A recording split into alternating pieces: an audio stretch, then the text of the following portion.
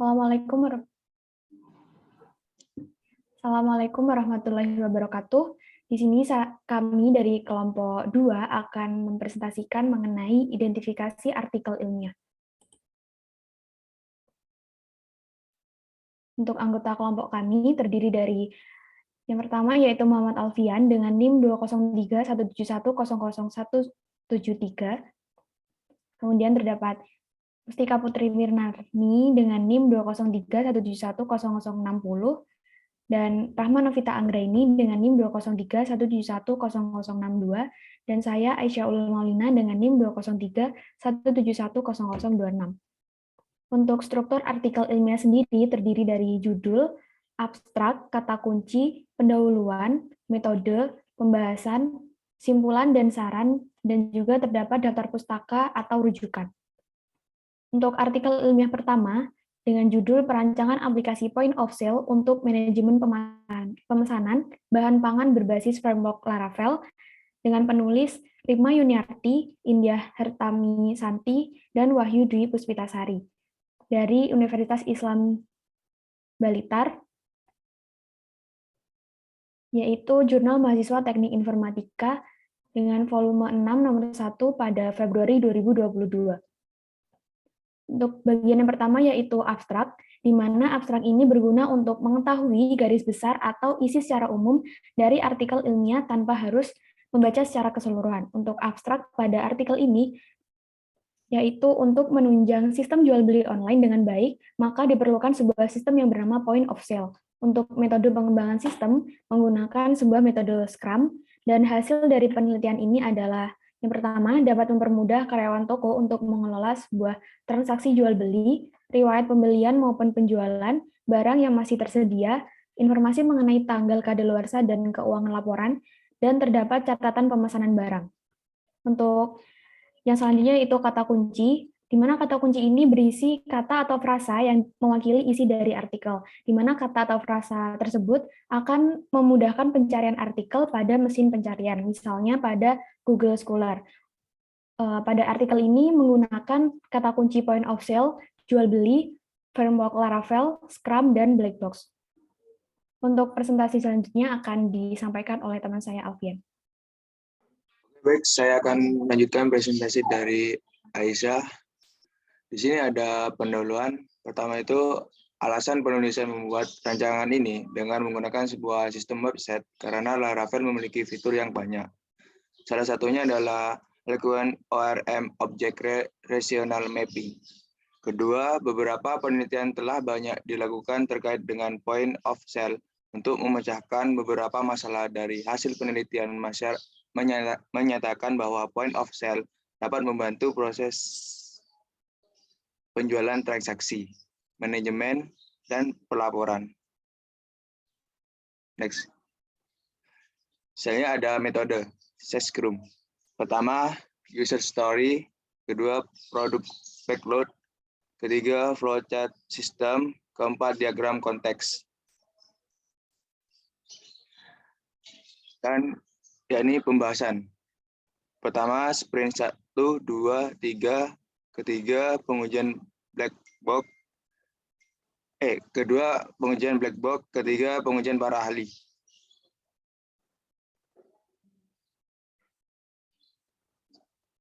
Selanjutnya ada kesimpulan. Pertama itu dalam sistem aplikasi point of sale, manajemen pemesanan bahan pangan berbasis website dapat memberikan kemudahan untuk mengelola transaksi, penjualan, persediaan barang, riwayat transaksi, laporan keuangan, catatan pemesanan barang, dan proses input-output pada transaksi jual beli di toko sumber berkah. Kedua, pengujian black box yang sudah dilakukan memperoleh hasil bahwa sistem manajemen pemesanan bahan pangan ini dapat berjalan sesuai rancangan yang telah dibuat.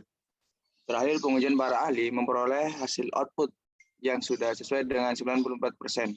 Sistem sudah sesuai dengan harapan para ahli itu sendiri. Next. Di sini ada saran. Pertama itu, dari hasil yang diperoleh dari penelitian ini, harus ditambahkan salah satunya adalah sistem pembayaran, fitur chat, dan call untuk memudahkan membeli dalam memesan produk yang dibutuhkan. Kedua, penelitian selanjutnya sebaiknya membuat sistem pembayaran secara online ataupun transfer agar pembeli tidak harus datang langsung di toko, melainkan dapat melakukan pembayaran dimanapun. Oke, di sini ada daftar pustaka atau rujukan.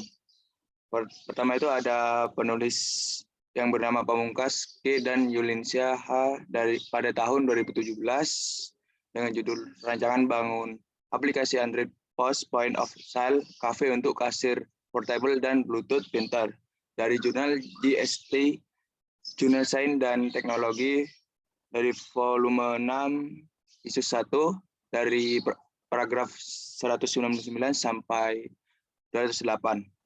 Kedua itu ada penulis Wardani A, Ika, dan Nur Hidayat AI pada tahun 2019 dengan judul Rancangan Bangun Sistem Informasi Rapot Online berbasis website menggunakan framework Laravel dari jurnal Manajemen Informatika volume 10 isu 1. Dan ketiga ada penulis Sidik M dan Samsir S pada tahun 2020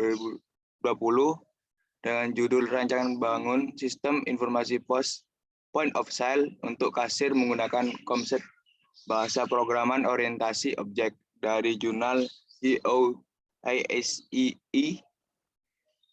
Journal of Information System and Informatics Engineering dari volume 4 isu 1 dari paragraf 43. Terakhir ada penulis Zulkifli M dan Wibowo B pada tahun 2019 dengan judul Perancangan Perangkat Lunak Point of Sale berbasis dengan isu 2 dari paragraf 431 sampai paragraf 42. Selanjutnya akan dilanjutkan oleh rekan saya yaitu Novita. Silakan. Baik, terima kasih atas waktunya. Di sini saya akan melanjutkan penjelasan. Untuk artikel ilmiah yang kedua yaitu dengan judul Percepatan Layanan Keimigrasian dengan Memanfaatkan Teknologi Informasi. Dengan penulis Beni Wijaya Kiswanto, Agus Dendi Rahmansyah, Elia Helmut, Ardi Susilo, dan Prima Zadi Prasaja dari Institut Sains dan Bisnis Atmaluhur yang diambil dari Community Development Journal pada volume 3 nomor 1 bulan Februari tahun 2022 halaman 1 sampai 6. Next. Pada bagian abstrak ini terdiri dari latar belakang, pemerintah harus memberikan pelayanan terbaik kepada masyarakat agar pelayanan publik dapat berkualitas. Maka salah satu cara yang dilakukan pemerintah ialah dengan memberikan pengembangan, baik pengembangan kualitas dalam memberikan pelayanan maupun pada pengetahuan akan perkembangan teknologi yang semakin terbarukan dengan pegawainya. Dengan memanfaatkan teknologi informasi, peningkatan kualitas pelayanan publik terus dibangun, serta fungsi negara untuk melakukan perlindungan yang lebih mudah, efisien, efektif, dengan penyederhanaan birokrasi dan pemanfaatan teknologi informasi. Berikut ada beberapa kata kunci dari jurnal. Yang pertama ada imigrasi, yaitu perpindahan penduduk dari suatu negara ke negara lain. Yang kedua ada birokrasi, yaitu sistem pemerintahan yang dijalankan oleh pegawai pemerintah karena telah berpegang teguh pada hierarki dan jenjang jabatan. Dan yang terakhir ada teknologi informasi, yaitu suatu studi perancangan, implementasi, pengembangan, dukungan, atau manajemen sistem informasi berbasis komputer.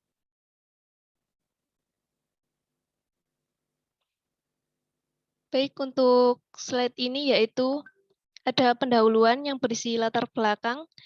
Salah satu faktor yang menuntut penerapan teknologi informasi adalah adanya kebutuhan akan informasi yang cepat, akurat, terkini, dan terintegrasi.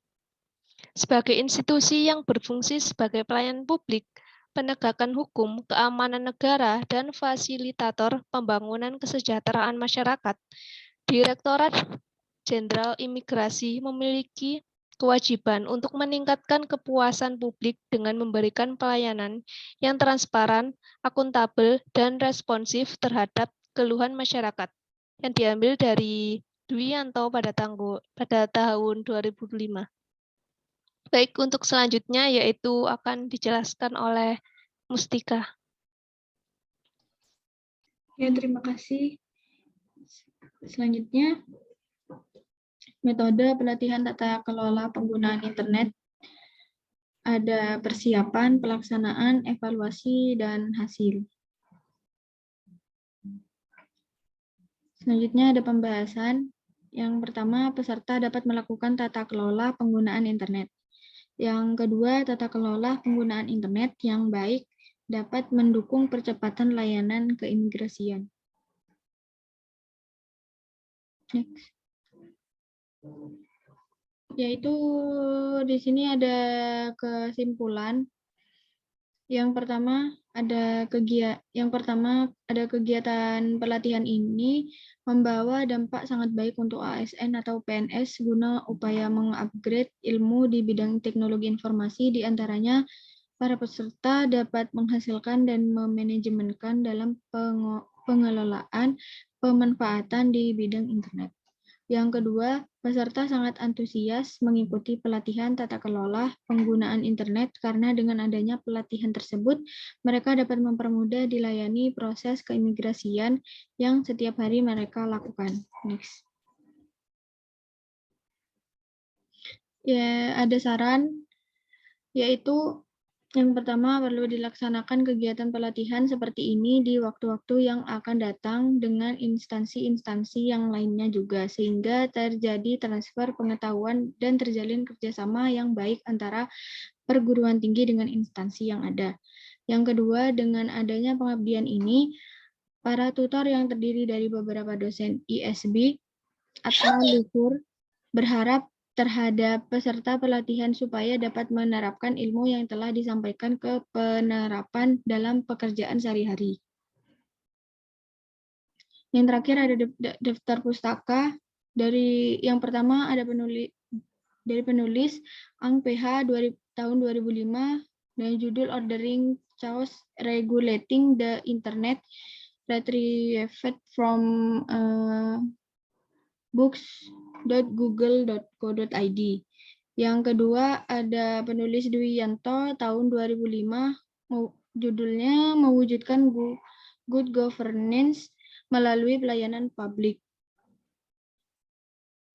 Ini diambil dari books.google.co.id.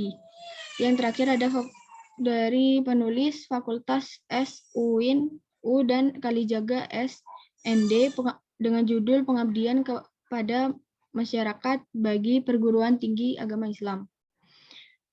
Baris 161 sampai 172. Sekian, terima kasih dari presentasi kelompok kami. Kurang lebihnya mohon maaf. Wassalamualaikum warahmatullahi wabarakatuh.